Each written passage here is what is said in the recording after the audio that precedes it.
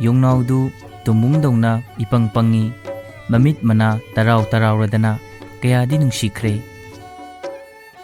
Itaubia nang ngasidagidi aiga layradoyni. Yongdu marol khangbadi natte adubu pangkhongda khongi. Tombungna chatle masu adum inay, Tombungna tumme masu adum tumlami. Anidu narolda hek nanthokduna lampakta sanaba chatli. Baba, yongse aigi naunupa oirabo. Tombunggi wadu tabada sajau nokladuna kumlai. Masigi angangsina hek ngangbasima yongbu kamaina nanaunupa oidoino. Mina haine yongda nangi nanaunupani hairinine. Yongnauga Tombunggadu aduki matik manajai. Laikai minasu makhoi anibu hek uba matamda laknaningba faurami. Tharo asangbi lichay ama pairaga lampak tamna makhongdu gam thangduna phingna lai. Yongnaudu Tombunggi mama lakpa adu ubada Tombunggi manakta khongduna chensillaga tap naptuna Tombunggi lengjumda kakhattuna tongi.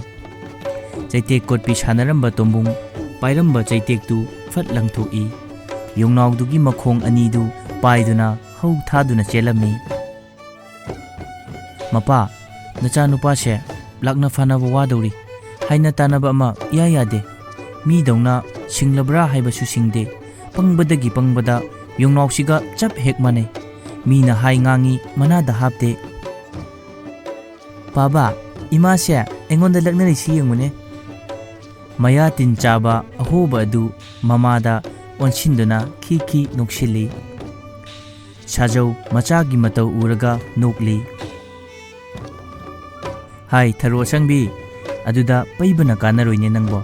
Nacha angauba sigane mananuko angangni khangda tawjarini.